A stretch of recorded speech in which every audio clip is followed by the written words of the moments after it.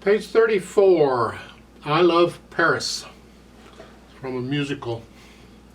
4/4 time, still one flat, we're in the key of F major. Make sure you can do the F major scale. You just well do the D minor scale while you're at it, because it also has one flat.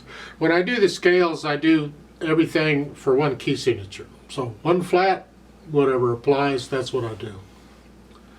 Let's take it one hand at a time, make sure we have the notes and the rhythms. Right hand first. 1, 2, 3, 4. 1, 2, 3, and 4.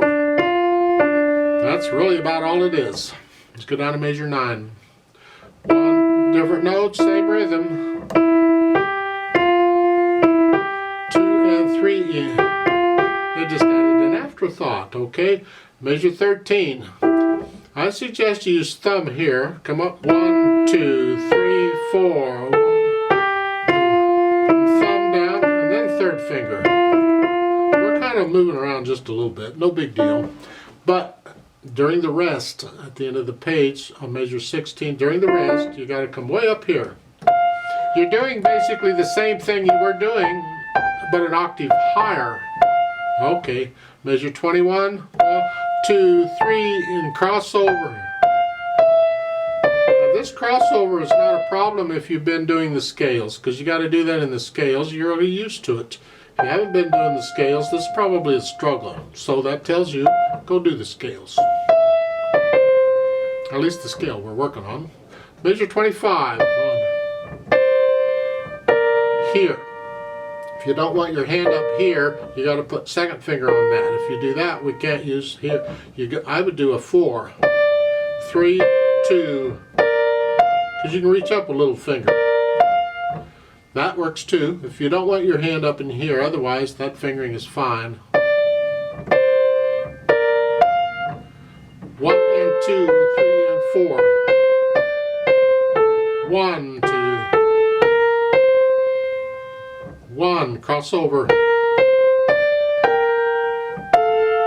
I want to connect the top note. Up, 1, 2, 3. And then thumb. Okay.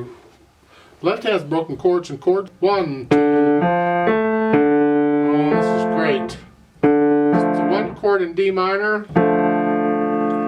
I mean, we're in F major, but that's all right. And then on the end of the second line on measure 5, it's here, C sharp, G. It sounds like D minor here, doesn't it? But then when you get to measure 17, we're in F major, yay team. Measure, where are we at? Measure 25 here. Thumb again, crunch up.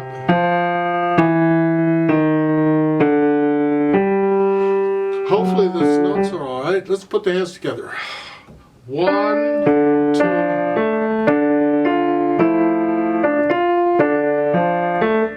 So it starts out in D minor. This whole first part, the first page is in D minor. Then when you get to page 35, measure 7, now you're in F major.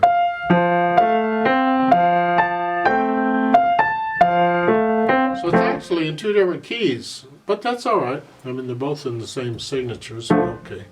That's all right. You put the hands together. There's nothing tricky about putting the hands together, I don't think. Then, as far as the articulation goes, you connect everything you can, except for the staccatos. You have to lift up between the rests anyway, but the very last note at the end is a staccato. I don't know why. It's just like I guess just an afterthought. I guess. I'm not sure why it's a staccato, but it is, so there you go.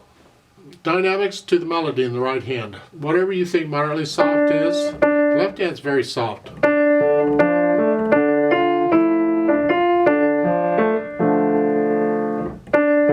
And you're staying in that area. You don't have to stay exactly there. Stay in that area until measure 13. You come up a little bit to moderately loud. Just moderately.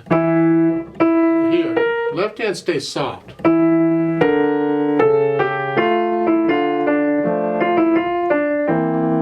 17. Now you're loud.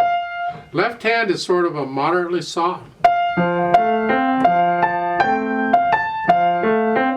You're staying loud until measure 29 when you come down to moderately soft. Here in the left hand is very soft. And you go up to loud.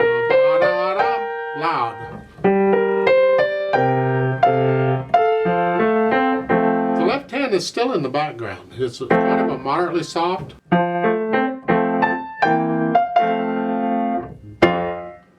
I don't like that staccato on the end.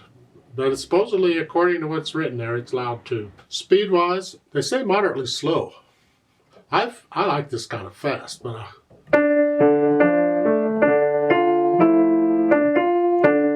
it's the feel of it that's moderately slow. It's not the beat.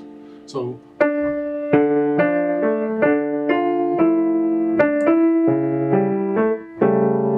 however you think it, read the words and sing along or whatever you want, but keep it on the slow side. My tendency is going to be to speed this up, so that's going to be the trick. Just keep it moderately slow.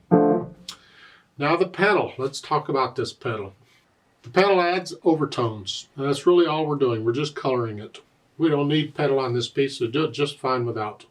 But it adds the overtones. If I pedal it just the way they're showing, and I'm going to push the notes down first and then the pedal, and changing the pedal after I play the notes, so the pedal overlaps what the hands are doing a little bit. It lags behind them slightly. Well, if I do it that way, it sounds like this.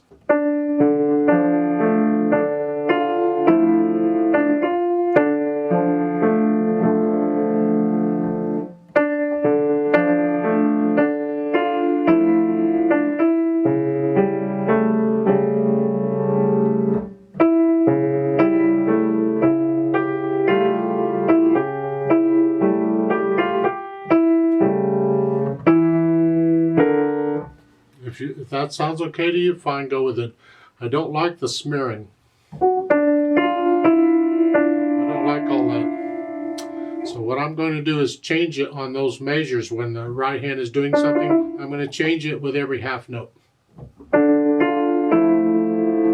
The problem I have here with that is I lose the first beat. So I lose that note. If I change it, I don't want to lose the note. I want it to sound all the way through. It's an important note. I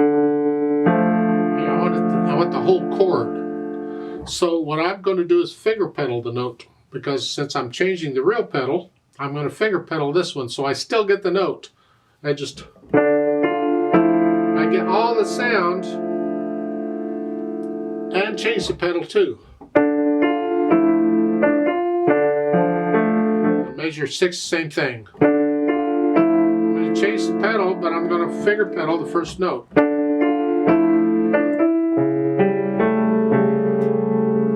Now, I think what they want you to do is on measure 4, they want you to lift the pedal up for the whole note. Don't keep it down. Here, I have a tendency to keep it down through it because it's the same harmony.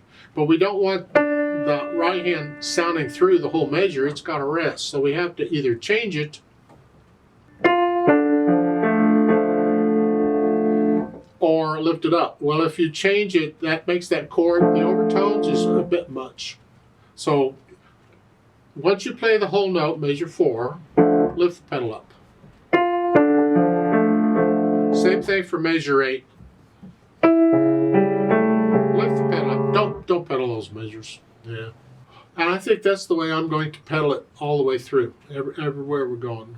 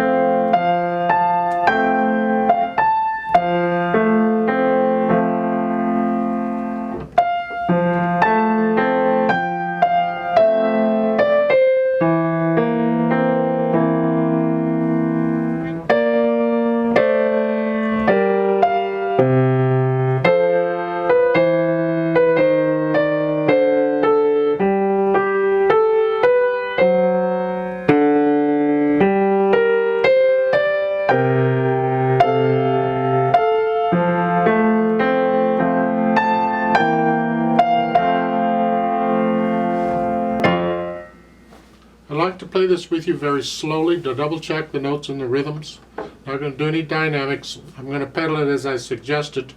I'll give us 4 counts.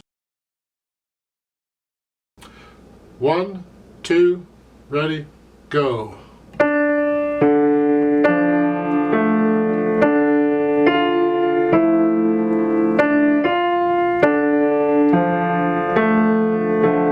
2, 3, 4.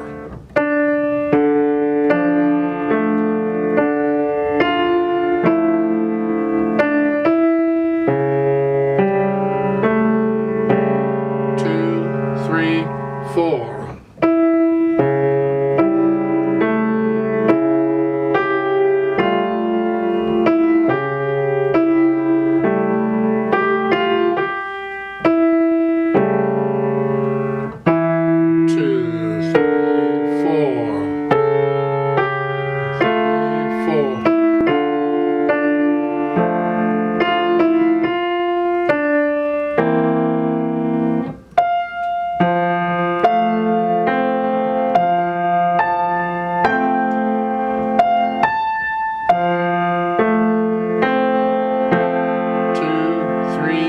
4.